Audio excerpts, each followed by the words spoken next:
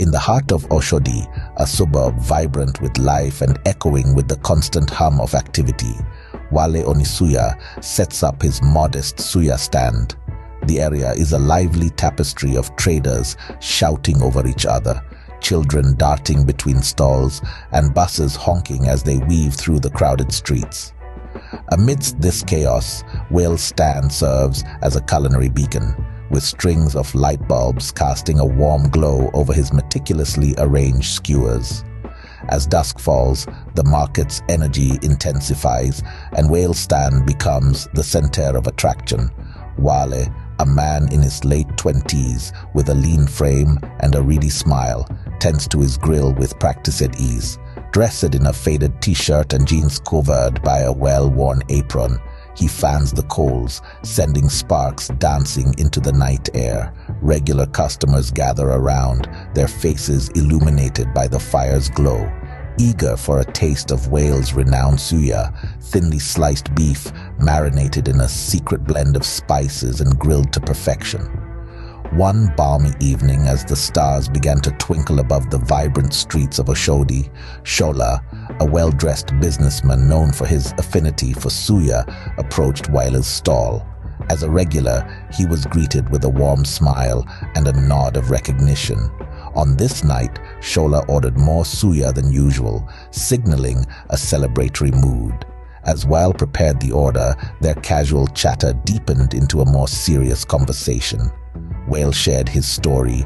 Despite holding a university degree, he found himself manning a suya stand, unable to secure a job in his field.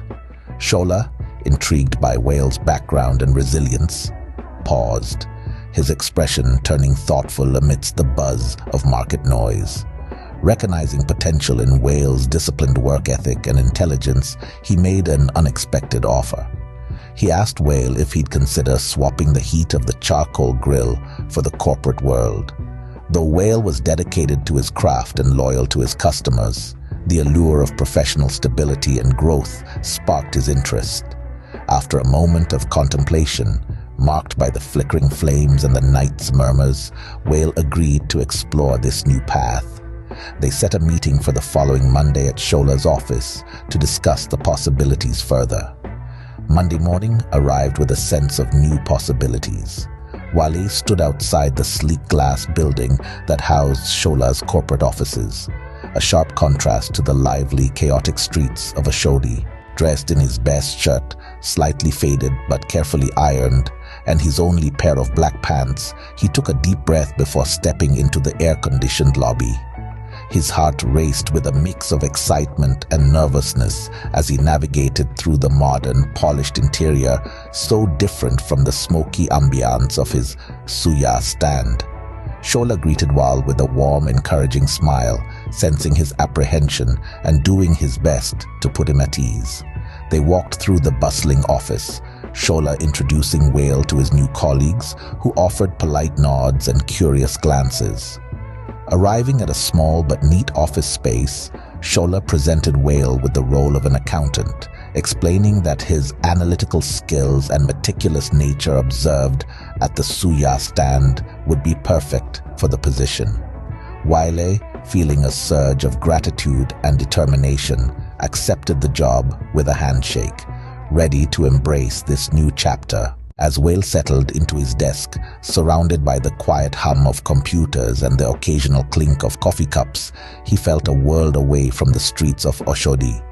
Yet, his resolve to succeed was fueled by the memories of his stall and the customers he served. This opportunity was not just a job change, it was a life-changing moment that could define his future. Despite the day's earlier transition into the corporate world, Wale found himself drawn back to the familiar smoky allure of his suya stand as the sun began to set over Oshodi. After a day spent navigating spreadsheets and attending meetings, the tactile joy of grilling and the direct warmth of community interaction beckoned him. Dressed back in his apron, stained with the spices of his trade, he rekindled the coals of his grill, the embers glowing in the gathering dusk. The contrast between his two worlds was stark. In the office, Wale's interactions were polite yet distant, a formal camaraderie dictated by professional boundaries. Here, at his suya stand, conversations flowed easily, filled with laughter and the comfortable familiarity of shared evenings. Wale found a rhythm in the dual roles, each evening reconnecting with his first passion for suya. This nightly passion became his way of grounding himself in the roots that shaped him, even as he reached for new opportunities. Wale's customers noticed his new attire when he would arrive at the stand. Crisper shirts under his apron, the faint smell of office cologne mixed with the smoky scent of grilled meat. Their reactions mixed curiosity with admiration. They were proud to see one of their own rise to a prestigious job, yet grateful he hadn't abandoned the tradition and culture embodied by his suya. The suya man in the suite, they would joke affectionately, their teasing words belying a deep respect for his dedication to both his crafts. Through these nightly returns to his suya stand, Wale maintained a vital link to his community, ensuring that his new path in the corporate world complemented rather than replaced the identity he cherished. Each evening spent at the grill was a reaffirmation of his roots and a testament to his dual commitment to growth and tradition. It was late and the night air was cool as Wale began packing up his stand, the coals of the grill still glowing faintly. The streets of Oshodi were quieter at this hour, the bustling crowds diminished to a few stragglers and the last of the night taxis. Just as Wale was folding up his table, a sleek car pulled up unexpectedly. The window rolled down to reveal Shola, his expression a mix of surprise and confusion. Wale froze, his heart sinking. He hadn't anticipated this encounter, especially not here under the dim light of his suya stand.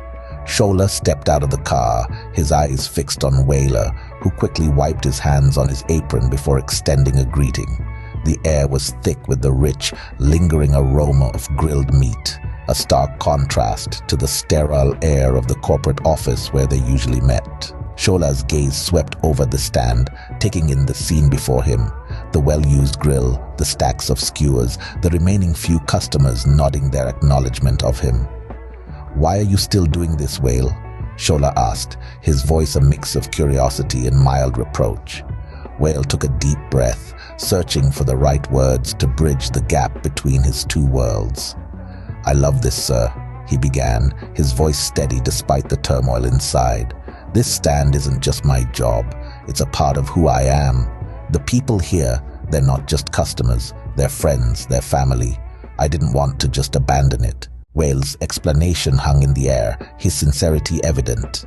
He spoke of his connection to the community, the joy he found in serving them, and how the nightly ritual of grilling suya grounded him. Shola listened, his initial surprise softening into understanding as he considered Wale's words. It was clear that Wale's commitment to his suya stand was about more than just income. It was about passion, tradition, and identity. This unexpected meeting under the neon glow of the suya stand's light would set the stage for a crucial conversation about Wale's future, challenging Shola to reconsider what he valued in his employees.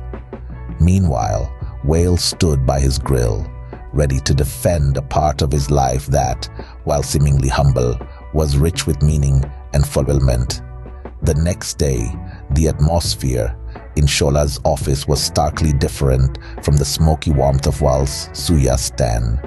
Shola's office was sleek and modern, a high-rise view of Lagos sprawling beneath them. Wale, dressed in his corporate attire, still felt the residue of last night's charcoal on his skin as he was ushered in. Shola sat behind his large oak desk, his expression serious. "Wale, you know I value your work here," Shola began, his tone serious. "But having you split between the stand and the company sends a mixed message to our clients and our team. It's about the image of the firm. People seeing you at the stand might undermine their perception of our professionalism." His words were measured, but the disappointment was clear. Wale listened, his heart sinking with each word. He understood Shola's point.